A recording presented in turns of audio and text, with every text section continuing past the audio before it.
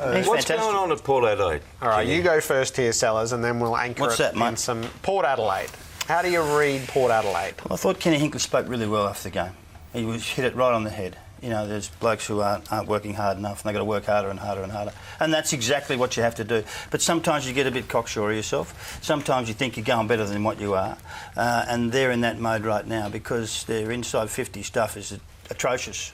You know, they're really not playing with the same zest as they played in the last couple of years. They're not as keen as they were. They're blaming Vossi. What did he do wrong? I couldn't fathom that. Well, isn't he South Australian? So that was unbelievable. And seriously, they just need to revitalise their group with some youth, probably. Get a few more youth in, drop a couple of blokes here and there, get rid of a couple, make them work their way back into the side. This is the key for them. I know that they're down on all the stats. I know that they're all over the place and all that, but it is a mental thing. It can't be physical. All right, Kingy. It seemed like everything we've come to know of Port Adelaide has disappeared. Yeah, exactly right. Can you anchor this for us? You can. It's easy to find. It's easy to find on footage, and I'm sure they've done this immediately post-game, reading all the reports. We want to break it down and do what we did last week and say, is it the players or the plan was our theme last week, and we'll stick with that. They can't win the footy. They're getting more contested footy by comparison to last year, plus 4.5, which was fourth in the competition, down to 13th this year. That's a huge slide. And basically that just means the opposition having 10 or 11 more opportunities to get their possession chain going. It's a big slip. They can't rebound. They actually can't get the game out of their defensive half at the moment. They've lost their game totally in terms of their speed, how they used to bring it out of there, and they were frightening, weren't they? We've got some vision that we'll show in a moment for that. Third best in the comp last year to 17th. That's a bad number, Jerry. You don't want to see 17 and 18s coming up on your sheet. And the biggest problem there is they're turning it over on exit. Most in the competition, they're giving up those repeat inside 50s. That's why the numbers read so poorly. And when they do get it forward, they can't lock it in. They're not the same team in the forward 50 that they were. Last year was plus 10.5 minutes. The game was played in their forward line. These smalls are putting on enormous pressure and they were able to manufacture scores. It's now minus 5 minutes. That's a huge disparity. 15 minutes. Paddy Ryder affected that slightly? Maybe not it is having another small there. Well, Jake Mead hasn't been playing, and Jake Mead will, I think, come into the side. Yeah. To put that pressure on to keep it in. Maybe they run the ruckman straight off the bench. Well, have a look. I've got some vision I want to show you. I'll show you the vision of firstly them coming out of the back line and what it looked like last year and why it was so good. This is the preliminary final against the best team in the competition, Hawthorns. This is no slouch. This is the biggest day of the year, or second biggest day of the year. They win the ball back, and have a look at them. They make the ground bigger. They push to the extremities of the ground to allow space for each other. Now, they all know they're not going to get a possession here, but they do it regardless.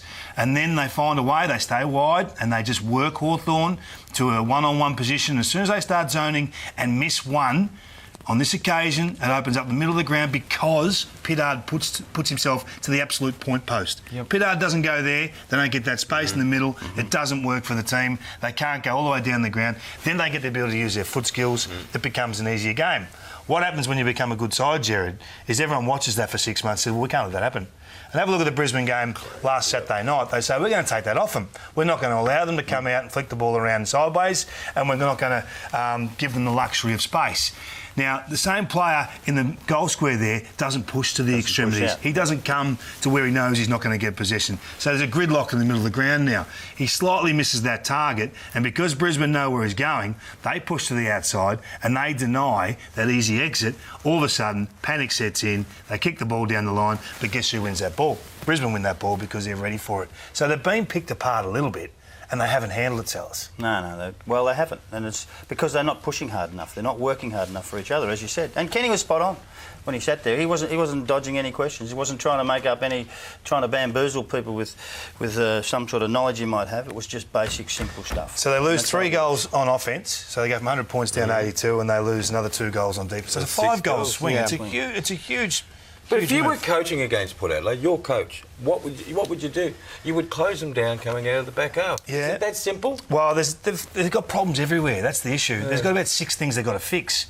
I'll show you another one that they've got to fix. And I reckon they've changed the way they come out of stoppages. People saying it's not Vossi, it's not this, it's not the plan we had last year. I don't really care about what the plan is, and we don't really know the absolute finite details of what they're trying to do. But have a look at these couple of stoppages in the defensive 50.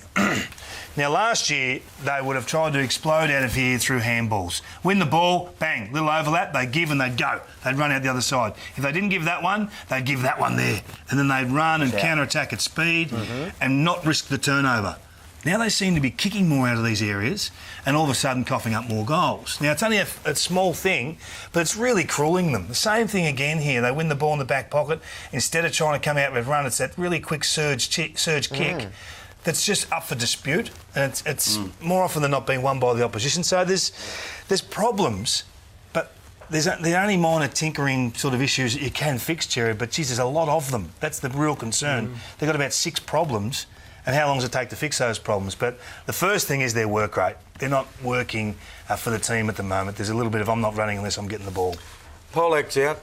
You throw Ryder into a forward line with Schultz and Westhoff. That just can't go yet. No worries. Let's all work. Yeah, Monfils as well. Yeah, Monfils. It's not real quick. No, but it takes time to adjust, doesn't it? Or do you just play? I think it's sort of... Because Westhoff and Ryder... I don't think fit into the forward line together. You can't have that. Oh, they do. I'm sure they do. With Schultz? They certainly don't. Yeah, I just don't think they're brave enough at the moment. They've got to get their handball game going. They're trying to kick all the time.